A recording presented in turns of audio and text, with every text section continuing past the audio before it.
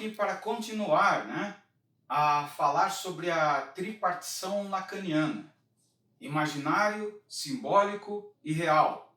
Neste vídeo falarei sobre a questão do simbólico. No vídeo anterior eu expliquei, basicamente o que é o imaginário, a noção de imaginário. Agora avançaremos um pouco. Ao falarmos do simbólico, nós estamos falando no momento em que as imagens que no imaginário estavam soltas, totalmente, desconectadas, totalmente isoladas, começam a ter uma relação entre si, começam a ter o que chamamos comumente de encadeamento. Cria-se a cadeia significante. Em outros termos, as imagens passam a ter uma relação íntima, com uma outra imagem. Poderíamos pensar, a partir da própria insinuação do Lacan, quando um significante apresenta o sujeito para um outro significante. Por isso, aquilo que chamamos de simbólico é o campo de ordenação, é o registro seguinte ao imaginário. É exatamente no simbólico que aquilo que é totalmente sem sentido passa a ganhar sentido. É até bom trabalhar no sentido etimológico para vocês entenderem que o termo simbólico, peguem aí, o prefixo sim, significa juntar. Basicamente significa juntar. Por isso, ao falar do simbólico, é o oposto em grego, a palavra é grega, é o oposto do diabólico. O termo diabólico significa dividir, causar dissensão, fazer com que haja, contenda, dividir, grosso modo. O simbólico é o oposto do diabólico. O simbólico é aquilo que junta, é aquilo que gera, um sentido conjuntivo, vai gerar um conjunto.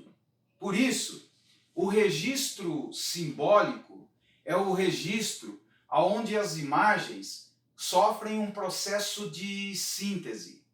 E à medida que elas começam a serem sintetizadas, ganham um significado, vão lentamente, estruturando um campo de sentido mental, de sentido psíquico. É no simbólico que acontece o processo mais propriamente chamado de desnaturalização humana. Por que desnaturalização?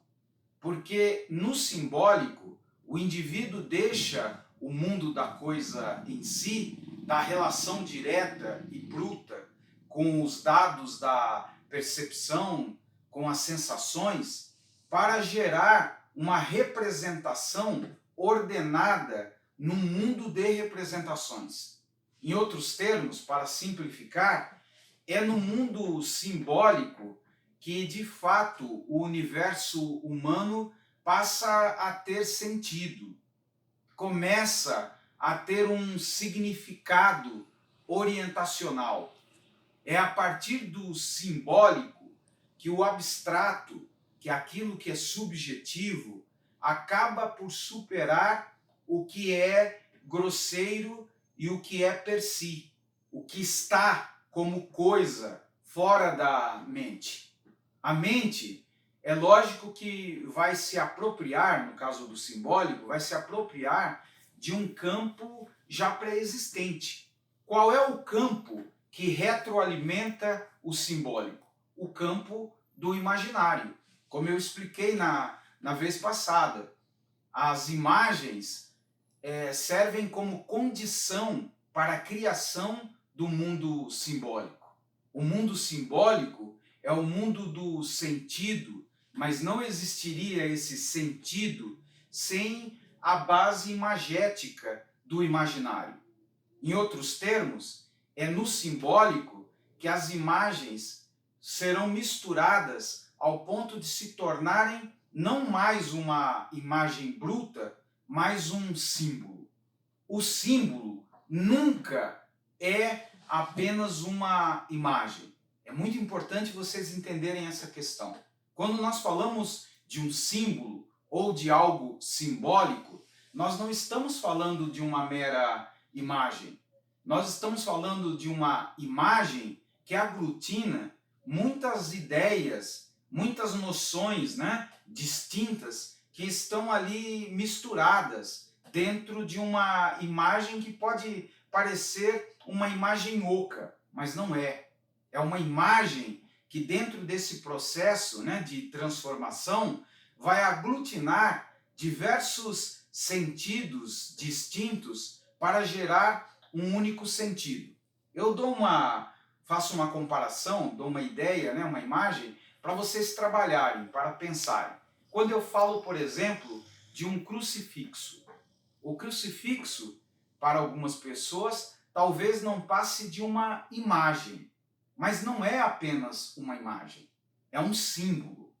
Qual é a diferença entre a imagem comum e o crucifixo, esse símbolo?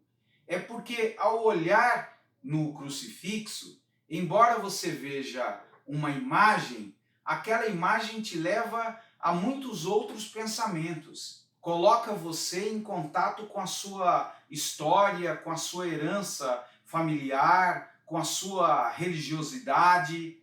Por isso, o símbolo é sempre o aglutinado de diversos pensamentos, de diversas sensações, de uma história que muitas vezes é sintetizada a partir de um princípio de economia em uma única imagem. Por isso, o símbolo é sempre conjuntivo. O símbolo apela sempre para um conjunto de ideias. É no simbólico que o indivíduo sairá daquele plano rudimentar, selvagem e passivo de apenas recolher imagens para elaborar, para elucubrar, para criar propriamente, né, o mundo dos símbolos. O símbolo é sempre uma imagem ou uma coisa que aponta para outra coisa. Eu vou dar mais um exemplo que repito sempre aos meus alunos, né? É uma fala bem simples, mas eu poderia dizer, né, poeticamente, que o navio ara o mar. É lógico que um navio não é a mesma coisa que um arado.